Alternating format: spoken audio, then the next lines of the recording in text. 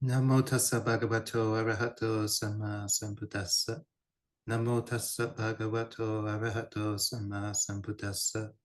Namo tassa bhagavato arahato sama sambuddhassa. Buddhang dhammang sanghang namasami. Okay. Well, so we've had some time to think on the topic of the day, and yeah, just let it sit. Maybe when we sat in meditation, what we found was fear wasn't coming up. Maybe the topic was interesting enough, but it was like, well, no, I don't feel like going there right now. Then that's fine. The absence of fear can be just as instructive as the presence of it, right? Because this is the Four Noble Truths. Like I was saying this morning, you have the existence of suffering is one part of the scenario, and it gives us a lot of drive and inspiration to do something about the second noble truth, the cause of suffering. But if it wasn't for the third, the cessation, the end of suffering, all of that would be for naught. But there is a third noble truth. There is a place where we get beyond fear. And what does that look like? And what goes away when we get there? What did we do? What did we think was an essential part of the mind? And then suddenly, when it's not there, we're like, oh, that wasn't as essential as I thought.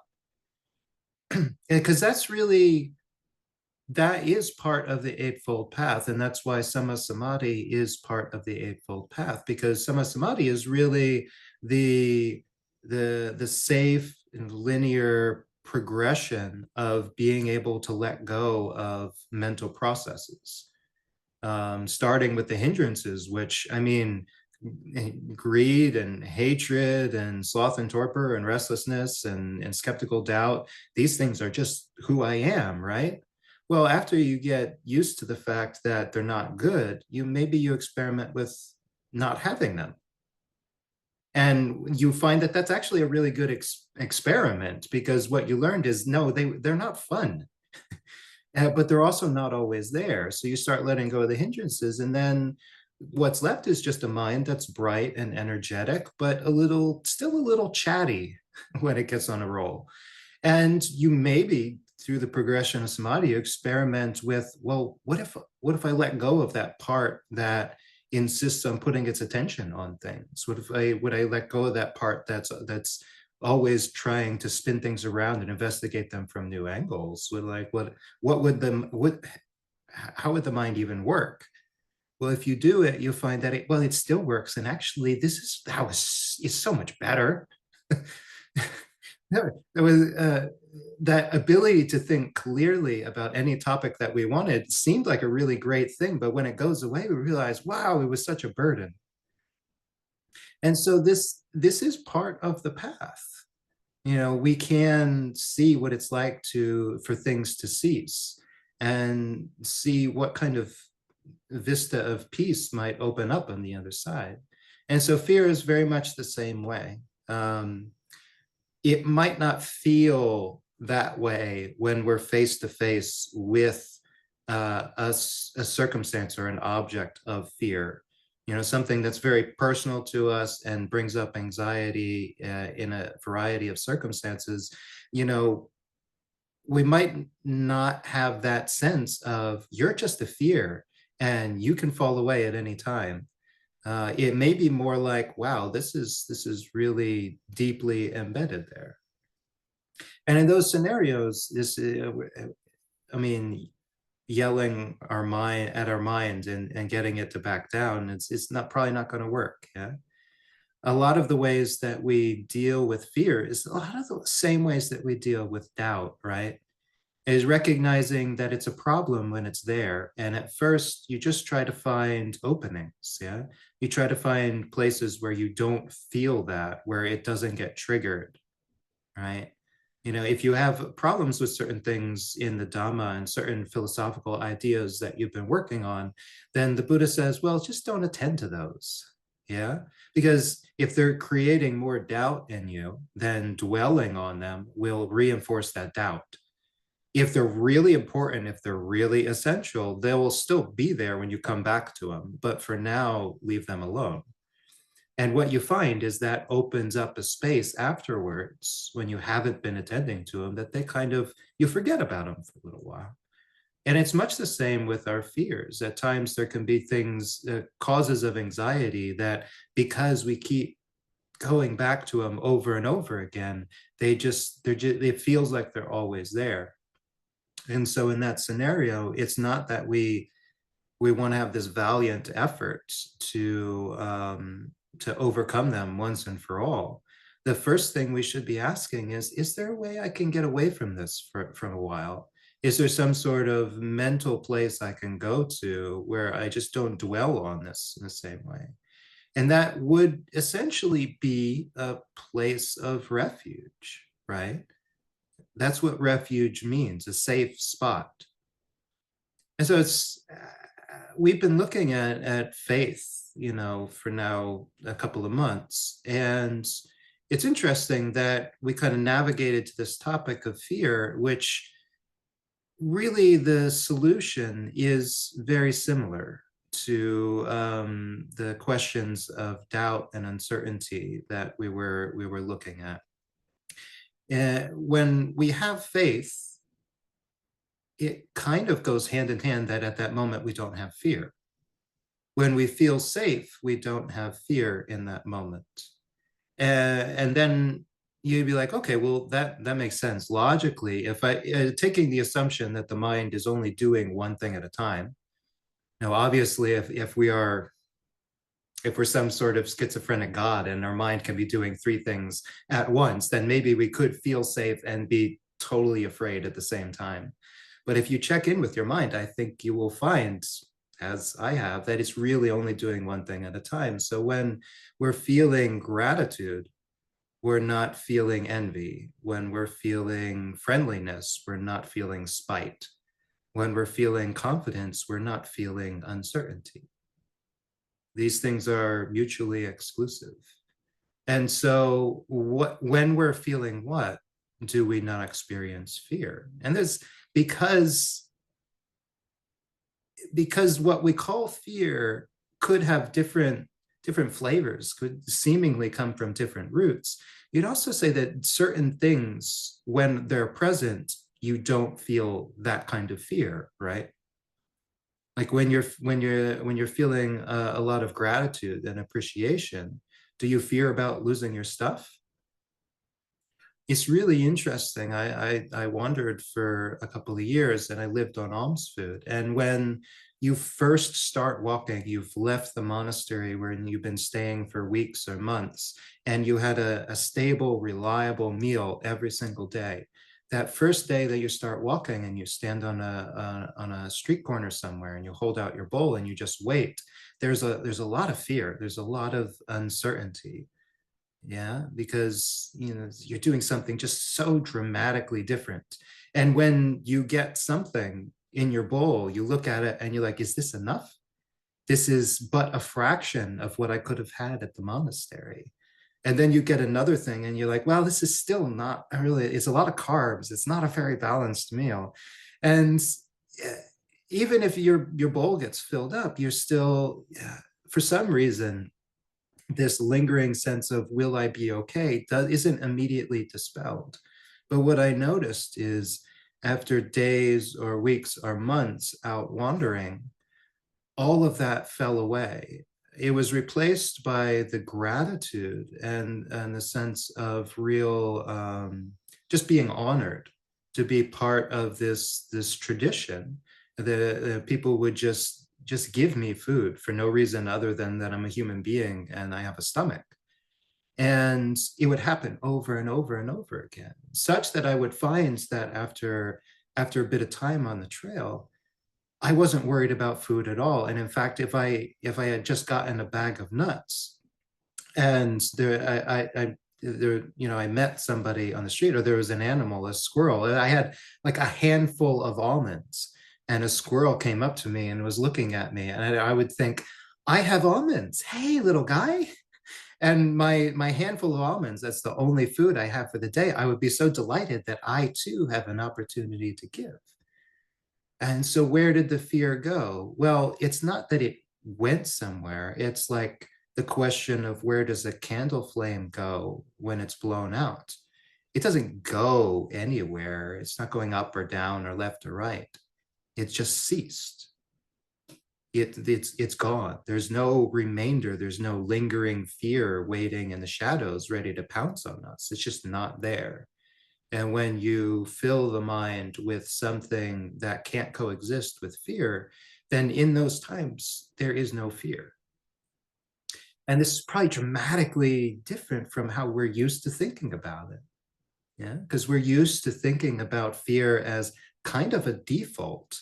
Like it's always there, and it's just a matter of getting getting the mind tweaked in just the right way, and then the anxiety will come flooding back.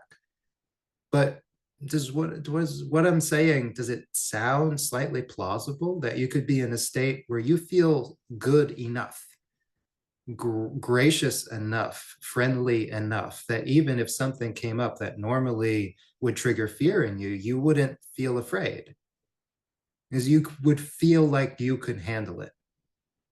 You'd be like, oh, wow, this is happening, but okay, let's just handle it. We'll take one step at a time. Yeah. And so this is a different kind of perspective on the world. This is a kind of funny little thought. Because the way of the world is different, and I think it's subtle and easy to overlook how we can get this messaging. And a number of years ago, it was actually while I was wandering, this movie came out, and this I was visiting this family on alms round, and they said, "Oh, this great movie came out, and it was made by psychologists and a team, Pixar or something. It was a Disney movie, and it was, I think, it was Inside Out." And yeah, I knew somebody would be like, "Oh, that's a great movie. I love that movie." Well, just wait. So the premise of the movie is you've got a bunch of psychologists, people who study the mind, got together with a bunch of people who are entertainers who wanted to tell a story. And they created this scenario like, what would it be like if we looked inside the mind of a 13-year-old girl? And what they describe is seemingly really harmless and cute, and is the great vehicle for a story. And that you look inside this little girl's mind, and there's a literal like control panel and steering wheel, and you've got these 5 different emotions, and they take turns like grabbing the steering wheel and piloting the little girl. But stepping back from that and being able to just look at the messaging, one of those things was fear. One of those driving emotions that could completely grab hold of this little girl is fear. And that, like, as a practitioner, I step back and I'm like, what is this? This is horrible. This is, I know it's entertainment, but it's also a reflection of what we tell ourselves about the way the mind is structured. Like fear is always there, and it's ready to jump in when we need it. Yeah. And meanwhile, you look at the spread, and say there was joy. There is joy, right? That's great. But then there is sadness, revulsion, fear, and anger. And also as a practitioner, as somebody who's devoted his life to peace and the cessation of suffering, I'm like, well, that doesn't seem like good odds. If only 1 out of 5 of those emotions is positive, what is happening? What is this, right? If all of the love, all of the gratitude, all of the compassion, all of the wisdom and faith only falls into one of those emotions, and everything else that can be driving the mind is grief, sadness, despair, revulsion, anger. Yeah, that's a little bleak. That's a little bleak, Pixar. Do better. But I just say that because these are the sort of ways that your perspective can start to change, right? After so long of looking at this and investigating it and challenging it, I find that idea repugnant, absolutely repulsive, that it could just be assumed. It could just be commonplace to think that happiness is only 1/5 of your mental experience. Yeah. And that most of the time you are being driven by all your other negative emotions. That's horrible. Yeah. It should be the other way around. And I mean, I might sound naive, and maybe yes, maybe I don't have enough fear and anxiety in my life. And maybe if I did, I'd be more balanced like everybody else out there.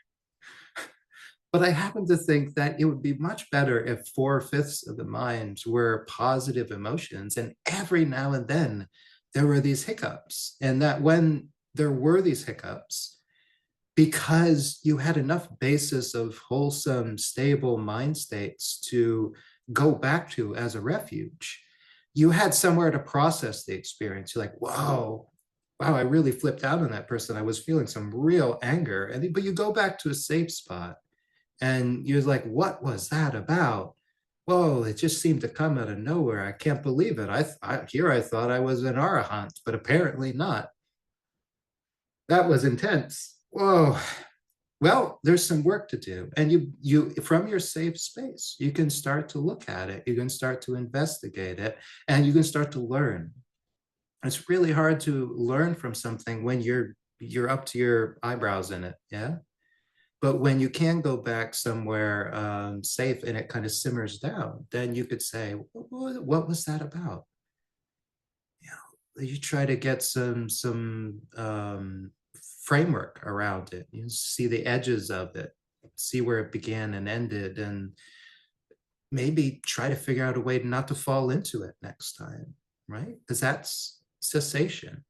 That's the third noble truth that we're kind of looking for. That's the possibility that we see that might not be as obvious to the average person. Yeah. Let's see here. Share this one here. A few chants that we do where fear comes up. And I thought it's good to look at, we're not just all like, hey, I see you, Mara, like fear isn't a thing, get over it. But actually, fear is seen as part of suffering. And there's this one chant we have, Dukapata chaniduka bayapata chanibaya, Sokapata chanisoka hontu sabepi panino. And this is an aspiration of metta and compassion towards your fellow beings. It says, may all beings who have fallen into suffering be without suffering. That's dukkha.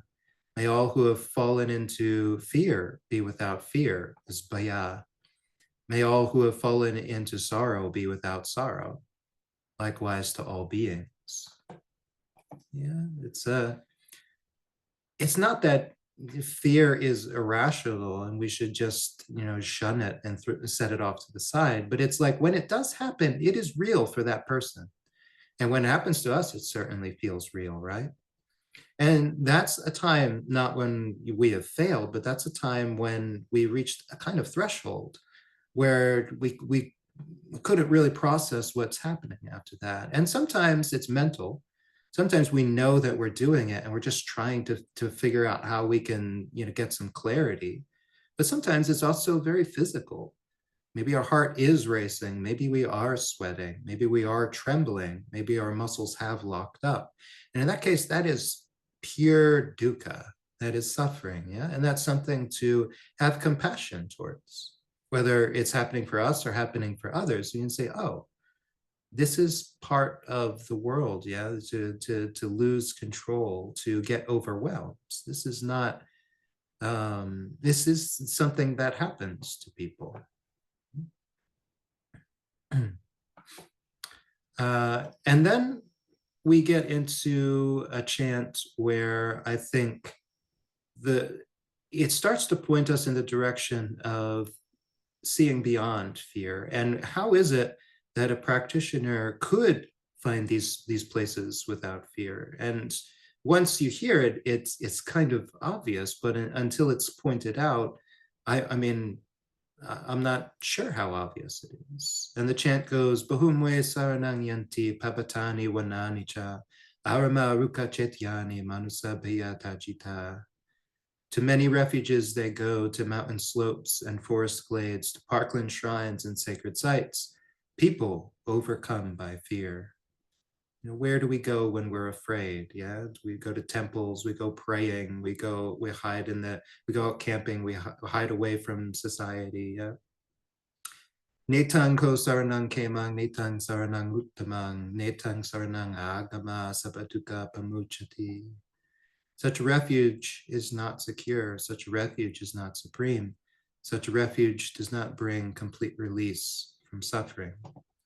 Yo cha buddhancha damancha sangancha saranangato chatari ariya sachani samapanyaya pasati dukang dukas mupadang dukasa cha atikamang ariyancha tangikang magang duku pasama gaminang. Whoever goes to refuge, to the triple gem, sees with right discernment the Four Noble Truths, suffering its origin in that which lies beyond the Noble Eightfold Path that leads the way to suffering's end. Etang ko saranang kemang, etang saranang uttamang, etang saranang agama sabatuka pamuchati. Such a refuge is secure, such a refuge is supreme, such a refuge truly brings complete release from suffering.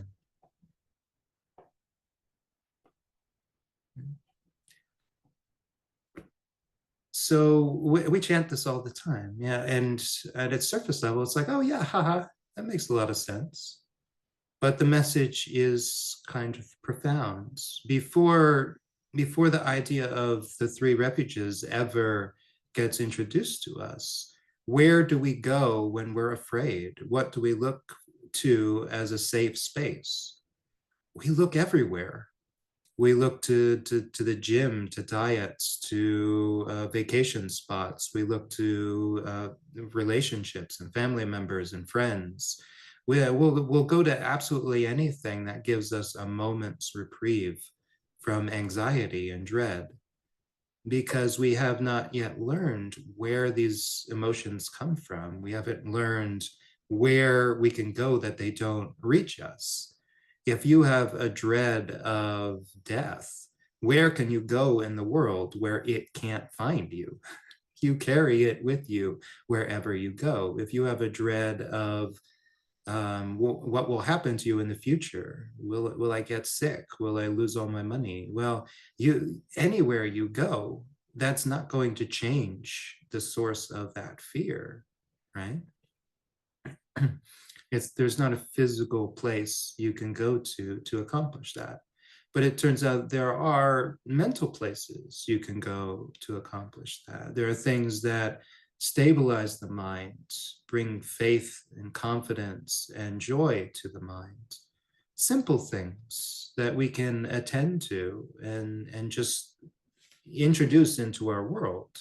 As simple as having a Buddha statue or a Dhamma book, or going to a weekly meditation group. These little things are not so little when you consider what they prevent from arising in the mind when they are present. Then we start to see this idea of refuge in a totally different way, and we realize it's not just what we do to get membership in the Buddhist club, but is a reflection of what it actually means to be a disciple of the Buddha. You have to have confidence that enlightenment is possible to take refuge in enlightenment. You have to have confidence that there are things that are essentially true to everyone, everywhere, at all times, or you can't really take on the idea of Dhamma. You have to at least provisionally trust some people around you are trying to develop wholesome mind states in order to have any sense of confidence in the Sangha. Yeah. But when any of these things are present, it's interesting that it kind of brings the other two with it. And you find that while you attend to these things, while your faith is gradually growing in these things, you might not even notice it. but your anxiety is diminishing to that same degree because they can't coexist. You're focusing on something that makes you feel grounded and safe and happy. How then could you feel uncertain and anxious and despair? Right? And you can, and it's one thing you can just tell somebody. It's like, oh, you're feeling a lot of anxiety. Well, you just reflect on the noble truths and Eightfold Path and the Buddha Dhamma Sangha. I'm sure it'll get better. It's a wonderful prescription, and I think the simile of the Buddha as the physician kind of implies just that. Like he's given the prescription. It's like, yeah, take the 3 refuges, the 5 precepts, and call me in the morning. I'm sure you'll feel much better. It works. But again, the Buddha's physician, he says, well, not everybody follows the prescription. And so this is not something we can actually do for other people or make other people do. It's only something we can discover for ourselves. But when we do, and we encounter somebody like in that chant who is suffering, who is feeling fear, who is grieving, we can see that and we could say, oh, I remember what that's like. And isn't it interesting? I'm not feeling that right now. I guess I'm in this place where I feel confident and secure right now. Maybe I can kind of hold this person in this space for a little while. You share compassion with them and you say, yeah, I mean, I know it's hard to see these refuges when you're feeling anxiety, when you're feeling suffering, when you're grieving. It's very hard to see them, but they're still here. Yeah. And dukkha is impermanent, but these refuges are stable. So they'll be there when you kind of get through whatever is triggering you. Yeah. And there's a couple of briefer suttas. It came up during the Wednesday talk we had, and I thought, oh yeah, I should. There was a disciple of the Buddha who was actually one of his, I assume he was one of his relatives, because the Sakyans were all related in some way or shape or form. But his name was Mahanama. An interesting story about the lay disciple Mahanama is Mahanama, I think he was the brother of Anuruddha. Yeah. And so Mahanama and Anuruddha were next in line to take over being the kings of the Sakyan clan, the kingdom, after the Buddha's father passed away, because obviously the Buddha's not going to be the king. And it wasn't decided who was going to be the king. And because Anuruddha and Mahanama both had faith in the Buddha, neither of them really wanted to be a king. But I think somehow Anuruddha outranked Mahanama and ran off and became a monk. And so Mahanama had to take it on, had to be the king. As ludicrous as that might sound, oh darn, I guess I'll be king of the realm and have 3 palaces, one for each of the seasons and all of that. But Mahanama actually had a lot of faith, and he was a good lay practitioner. And he was actually it sounds like just an earnestly good guy, which is always a shame when that kind of person finds themselves in politics, right? And so one of the suttas that came up is Mahanama, when the Buddha was in Kapilavatthu, in the Sakyan town, where I think one of the main palaces of the Sakyan kingdom was, Mahanama would visit and get teachings. And one of these, several of these occasions, Mahanama talked about something very relatable. It was his fear. Yeah, and he practiced diligently for a long time. And he took the precepts and all of these things. He was a good ruler, but still he would leave the monastery and he would feel fear, to put it in his words. And this is Samyutta Nikaya 55, which I think it's all about the Sakyans, but Mahanama has a whole kind of section of these suttas. This is number 21. So I have heard, at one time the Buddha was staying in the land of the Sakyans near Kapilavatthu in the banyan tree monastery. And then Mahanama went to the Buddha, bowed, sat down to one side and said, Sir, this Kapilavatthu is successful and prosperous, populous, full of people, and has cramped streets. In the late afternoon, after paying homage to the Buddha or an esteemed mendicant, I enter Kapilavatthu. There I encounter a stray elephant, horse, chariot, cart, or person, and confronted with them at that time, I lose mindfulness regarding the Buddha, the Dhamma, and the Sangha. When I lose my mindfulness, I think, oh, if I were to die at this time, where would I be reborn in my next life? And the Buddha responds, do not fear, Mahanama, do not fear. Your death will not be a bad one. Your passing will not be a bad one. Take someone whose mind has for a long time been imbued with faith, ethics, learning, generosity, and wisdom. Their body is formed, made up of the four principal states, produced by mother and father and built up of rice and porridge. It is subject to impermanence, to wearing away and erosion, to breaking up and destruction. Right here, the crows, vultures, hawks, dogs, jackals, and many kinds of creatures could devour it, but their mind rises up, headed for a better place. Suppose a person was to sink a pot of ghee or oil into a deep lake and break it open. Its shards and chips would sink down, while the ghee or oil in it would rise up, headed for a higher place. In the same way, someone whose mind has for a long time been imbued with faith, ethics, learning, generosity, and wisdom. Right here, the crows, vultures, hawks, dogs, jackals, and many little kinds of creatures could devour their body, but their mind rises up, headed for a higher place. Your mind, Mahanama, has for a long time been imbued with faith, ethics, learning, generosity, and wisdom. Do not fear, Mahanama, do not fear. Your death will not be a bad one. Your passing will not be a bad one. And that simile of sinking a pot into a lake, I've actually seen like paintings of this. In some, I think some commentaries, it's assumed that this was actually done, and the Buddha would have used this as a real metaphor. I don't think that's what it says in the sutta, but in the commentaries, it paints this as a whole episode where they sink these pots and they break them and the oil comes to the surface of the water. And the Buddha is saying, all of the good deeds you have done have made the mind bright and light and buoyant. And right now, in your present existence, you are lashed to the body. Yeah, and the body can be subjected to all kinds of forces. And because of this, you might feel anxiety, you might lose your mindfulness. But know that the body is just a thing. And when it breaks up, this buoyant, bright, faithful mind will rise up.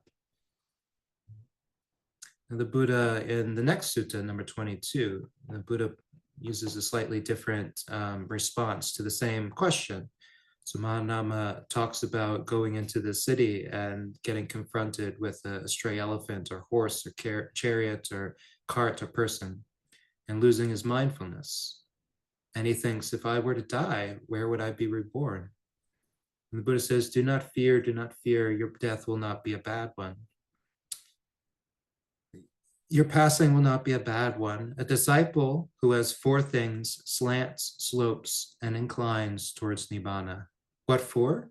It's when a noble disciple has experiential confidence in the Buddha, experiential confidence in the teaching, experiential confidence in the Sangha. It's when they have the ethical conduct loved by the noble ones that is leading to immersion. Suppose there was a tree that slants, slopes, and inclines to the east. If it was cut off at the root, where would it fall? Well, sir, it would fall in the direction that it slants, slopes, and inclines. In the same way, Mahanama, a noble disciple who has four things, slants, slopes, and inclines towards Nibbana. And this is actually a lot of really good teachings to Mahanama regarding the role of a layperson and how practice is developed for a layperson who's still in the world, who still has responsibilities and a family and a job. They were given to Mahatma. Yeah. and a lot of them deal with the six recollections that we talked about in the last day long. The Buddha, the Dhamma, the Sangha, Sila, Chaga, generosity, and the Devas. Yeah, these six things are given as recollections that householders can keep coming back to, safe places that they can learn to anchor their mind and develop real sense of security and safety and an inclination towards nibbana, an inclination towards bright mind states. Yeah.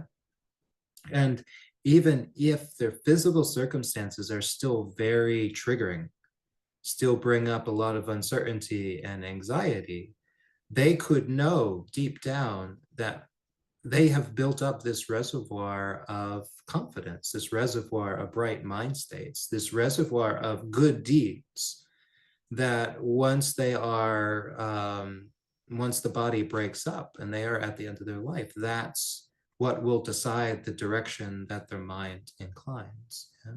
It will rise up and they could know, well, I don't have to worry. My death will not be a bad one. And also in the suttas, and one of them in the Book of the Fours, I listed in the reference suttas for the day long, but there's a lot of them. They all go along this theme of what it's like to not fear a bad destination at death, and how that this is the experience of a stream enterer. Yeah, that because they have overcome doubt, because they have cut it off at the root, they have overcome the greatest part of fear, the greatest part of fear of death and the uncertainty of where the mind might go at death, because they have cut off all of the reasons that the mind might arise in an afflicted state. And this is, I mean, whether or not you're ready to sign on for this, I know some people still maintain a sort of distance from, oh, okay, yeah, rebirth, I get it, but that principle is good even in the moment, because whether or not you believe in rebirth, whether or not you have any confidence in the mind continuing after death or re-arising, somewhere after death, still you can recognize that anxiety can be here in the present moment. Yeah. And if you do see, well, even though I don't know, and even though I'm completely agnostic about what happens at death, still I feel this uncertainty, this fear and trepidation arise whenever I think about it, which is pretty normal. If you don't have any reason to be confident and safe and secure when you think about these things, then you probably would feel anxiety. But suppose you had some reason to feel confidence and security when you thought about this, well, then that very same subject would bring you no discomfort. And in fact, might be a wonderful reflection. As the Buddha says, this is something that the stream enterer can attend to brighten their minds. And it's called the reviewing of the qualities of the stream enterer. In reviewing this, well, I am bound for no bad destination. They could say, oh, well, then whatever this thing I'm worried about right now, it's not as bad as death. So, and I'm not worried about death because there's only better destinations to go for one who understands what's wholesome and unwholesome. I guess maybe I should worry less. Maybe it is going to be okay. Well, maybe I'm going to die and I'm going to lose everything I own and care about, but maybe it will still be okay. Because maybe I'm still going to incline in a positive direction. Maybe I don't have to worry about probably the scariest of all things, namely regression. Go back to the state of not having known the Buddha, Dhamma, and Sangha, that is no longer a possibility for me. I'm only going to get deeper into this the longer I survive, right? And that can actually be an incredibly comforting state. And this is the nature of refuge. Yeah. This is what gives us a tangible experience right here, right now, of not being afraid. So this afternoon, uh, maybe you had some success in dredging up some fears and really looking at them, or maybe you didn't find many. But either way, there is this cessation of fear, there's this cessation of anxiety, and I would posit that you can find it in almost infinite number of places, depending on what really gets going. Attend to something that brightens your mind, that puts a smile on your face, that gives you confidence in the possibility of goodness, yeah, and peace and stability and friendliness and all of that stuff. And in attending to that, to get the mind bright and happy, and then ask yourself, what could I possibly be afraid of in this moment? And see if you can think of anything. Summon up a hurricane crashing through your house, summon up a plague of locusts, summon up taxes, like a missed tax payment that's going to put you into debt. I don't know. What could it be? What could possibly arise when the mind is bright and feeling secure that would make that brightness immediately disappear? What storm cloud could possibly interject and ruin your day? If you're doing it right, I think you might find that um, it's not easy. It really isn't. And that can be a clue of where this third noble truth, how accessible it is. And I was talking somebody a couple days ago that I once had a conversation with one of my teachers about the third noble truth. And to me, this was kind of its own sort of epiphany about the nature of peace and cessation and nibbana. This is my teacher. I had assumed it was an instant, it was a moment, it was a transition point, it was an event. You attain enlightenment, there's a bright flash, and after that point, you don't suffer anymore. But my teacher said, no, you don't understand. Cessation is something that you wake up to over and over and over again. Yeah, you wake up to it once and then you forget for a while, and then you wake up to it again and you forget for a while. But then the waking ups, happen closer and closer together until the experience of realizing cessation is constant. This is just a constant flow. And it sounds counterintuitive to continuously wake up. That's not how we usually think. I can continuously sleep, but waking up is an event, right? But that the experience of realizing peace, realizing cessation, actually seeing the limits and the end of the mind, yeah, and that that's not such a bad thing, right? That there's peace beyond that is something that you can continuously wake up to in every moment. And it'll be a constant state of, yeah, and that can just keep going, yeah. And that this is, really it's something interesting to shoot for. So we'll put that out there for this afternoon. So we'll sit and walk for an hour and a half, yeah. So 3 sessions, I guess, and anybody who's here at 4:30 Eastern time, if you want, then we'll just have an open discussion, and anything that's come up, we can chat together. But if you're going to be heading out, as everybody did last month, then it's good to see you, and I hope this can be a profitable rest of the day for you.